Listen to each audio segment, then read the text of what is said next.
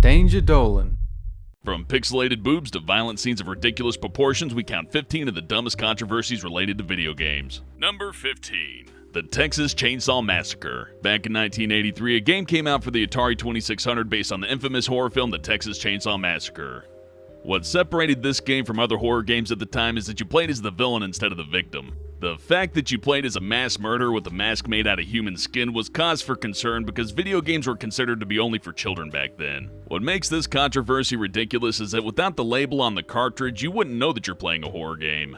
While Texas Chainsaw Massacre isn't a bad-looking Atari game, it's still an Atari game. If you just handed it to a kid and they played it without any context, they would have no idea what's going on. The poor resolution and sprite size made the main character and his actions look like something out of a kid's book.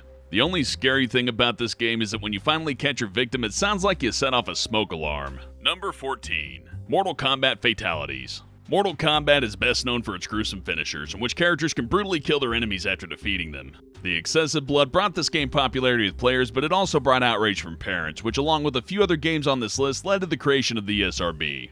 I understand the outrage, because how could a parent ever know that a game called Mortal Kombat would ever contain gore and violence?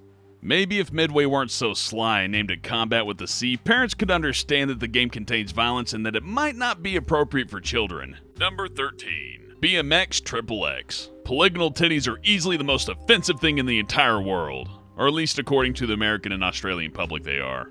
BMXxxx includes some blocky shapes that resemble mammaries, and thanks to this fact, many major retailers refused to sell the game. But of course, taking the game off the shelves wasn't enough. Sony refused to allow the game to be developed for the PlayStation 2, and Australia just removed the so-called nudity altogether. With the negative press, unavailability, and censorship, this game did poorly enough to help bankrupt the company that produced it. I mean, the game wasn't that great, but nudity's far from the worst thing in the world. But hey, at least thanks to this game being suppressed, no one under the age of 17 has seen breasts. Number 12. Grand Theft Auto 5 removed from Target. If you've paid any attention to video game news since 1997, you know that almost every Rockstar game release generates enough butthurt for the World Health Organization to declare a hemorrhoid pandemic. Of course, Grand Theft Auto 5 was no exception to this rule, as there was a petition created by activists claiming that Grand Theft Auto 5 promoted violence against women. Their reasoning for this claim is that you can have sex with a hooker, kill her, and get your money back. Funnily enough, that's how it works in real life too, and it's not like the act is considered legal in the game, right?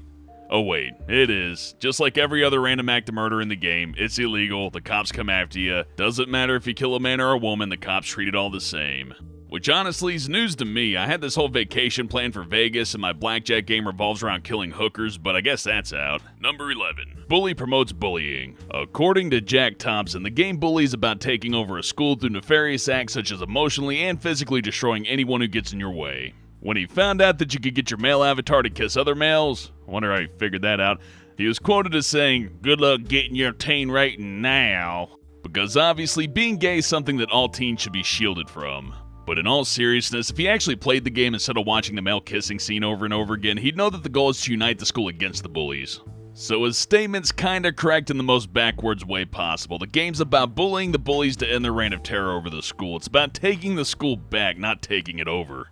It seems that the only detail that old Jack got 100% right is that you can make the protagonist Billy kiss other boys. Of course, the ESRB already knew about this detail when they gave Bully a teen rating, and it's probably because they're not a bunch of homophobic morons. Number 10. Portal 2 Adoption Joke. When Portal 2 was released, it was one of the most anticipated games of the year. So with all that publicity, it's only natural that some buffoon would complain about its content. This time, it was because of a joke made by the antagonist Wheatley. The joke was, "Alright, fatty. Adopted fatty, no parents." To which GLaDOS replied something along the lines of, "What's wrong with being adopted?" But one parent was annoyed by this, and of course they were invited onto national television to complain about it. Apparently, bad guys shouldn't say bad things, even if they ultimately make the bad guy look like an idiot in the process. But hey, somebody got offended, so we better make our villains only say nice things from now on, because that totally wouldn't ruin the charm of Portal's story at all. I know you want to tell a story about multiple characters with a wide variety of personalities, but we have feelings to consider here. What if the story had an emotional impact on somebody? It could scar them for life. It's way safer to repress all of your emotions and let them explode out at some future point in time. Then blame it all on a video game anyways, because you can't be responsible for your children. That's Gabe Newell's job. Number 9. Bulletstorm, the worst video game in the world. Fox News. If it wasn't for you, who would we laugh at? It seems that in 2011 they were still stuck in the mindset that games are only for prepubescent children. Because when an M-rated game came out with swearing, violence, and sex-related humor, they lost their shit. Apparently, Fox News hasn't heard of the ESRB or just age-gated ratings in general. I wonder what's easier for a kid to do, convince their parents to buy them an M-rated game or to flick on Fox News and see somebody die in real life. Then again, this is Fox News. Maybe they actually are worried about people old enough to serve in the fucking military hearing the word fuck or hearing jokes about gangbangs or seeing copious amounts of digital blood. Which doesn't really sound that much worse than what you see on the news anyways. Number 8. Mass Effect sex scandal. After Mass Effect's release, Fox News printed an article with the headline, "New video game shows full digital nudity and sex." And in that article, they also claimed that the game is marketed towards children and teenagers. Now, if you played Mass Effect before, or even if you haven't, you're sure to know that both of those claims are completely false.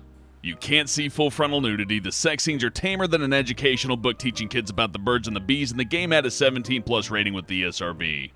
Not only is that article full of shit, but if that's the way that the game was described to me, I'd probably head out to the store right away to get some of that full frontal space nudity. Number 7. Grand Theft Auto 4 is set in a parody of New York City, and the city officials couldn't have been less approving of this if they tried. Apparently, they didn't like the depiction that New York City has a crime problem, claiming that it paints a poor picture of how the city actually functions. Now, what's dumb about this complaint is that the city never actually complained about the numerous books, shows, and movies that depicted the city in the same way, if not worse. But you know, video games are a product of the devil, so it's only natural to complain about them. Number 6. Grand Theft Auto San Andreas Hot Coffee. We all know that sex is evil, especially when it's interactive and involves jagged tatas and janky animation sequences. So it's no surprise that when people found out that San Andreas had a hidden sex minigame, everybody was shocked and appalled. Of course, when I say it was hidden, I mean the minigame was disabled in every sense of the word. It's not like the blood code in Mortal Kombat. You can't just access it with a button combination. You have to buy a hacking utility and change the coding of the game to get into the sex scene. In fact, for a lot of people, it's probably easier just to go out and get laid than it is to access this minigame. So why did everybody get so upset over something that no one could access without using hacking tools? I don't know, maybe you could tell me. Number 5. Night Trap is an adventure game for the Sega CD. It uses real photos and videos for the graphics, and according to the 1993 media, it's shameful, ultra-violent, sick, and disgusting, as it encourages you to, quote, trap and kill women. Of course, this is a farce, and the game's actually about preventing the death of these women. And there's only one scene of violence, which comes in the form of a game over clip. But the worst part is, the scene mentioned is so unrealistic that 2 kids with an iPhone and some red food dye can make a more graphic scene of violence. Number 4. Yoshiyuki Tomino is the creator of Gundam, one of the most popular anime series of all times that involves giant mechs fighting other giant mechs, sometimes even in space, but that's besides the point. The point is that watching the series isn't exactly a productive task. Despite this fact, Tomino thinks that all video games are evil because it's an activity that provides no support for our daily lives and all it does is consume electricity. This is so dumb I can't even put it into words. There's over 100 games based on the Gundam universe and yeah, what a toss bag. But hey, if that's the way he feels, he can always take all the money he's earned off of merchandise, videos, comics, games, and just give it back to the power company. Number 3. PETA whines about rat death in Battlefield 3. PETA clearly has way too much time on their hands if this one instance is worthy of their complaints. Killing a virtual mangy-looking rat in a video game where you slaughter hundreds of people is such an inane thing to complain about. I mean, it's not like rats are disease-spreading vermin that cause the death of millions of people by spreading the plague or anything like that. And PETA would never harm any animal ever. It's not like that they have some kind of euthanasia policy where they kill dogs and cats. Whoop, nope, never mind. Both those things are true. Rats are vermin, and PETA actually euthanizes cats and dogs under the guise of helping the ecosystem, so you'd think that they'd be alright with killing stray rats. But putting that huge can of worms aside, it's a video game. It's not real life, it's not even realistic. So just calm down and eat your veggie burger. Number 2. Video games create violent people. How little faith do you have to have in the sanctity of a person's mental ability to believe that pressing a few buttons and watching some violent images will change a completely sane human being into a mass-murdering asshole?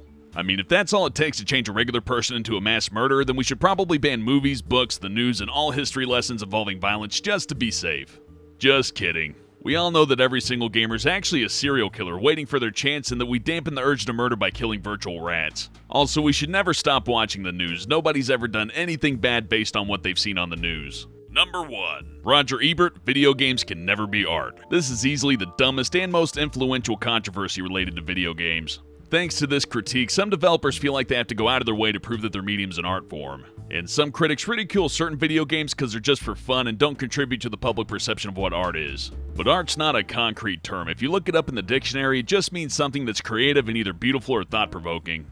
But even that in itself, still not an answer to the question of what is art.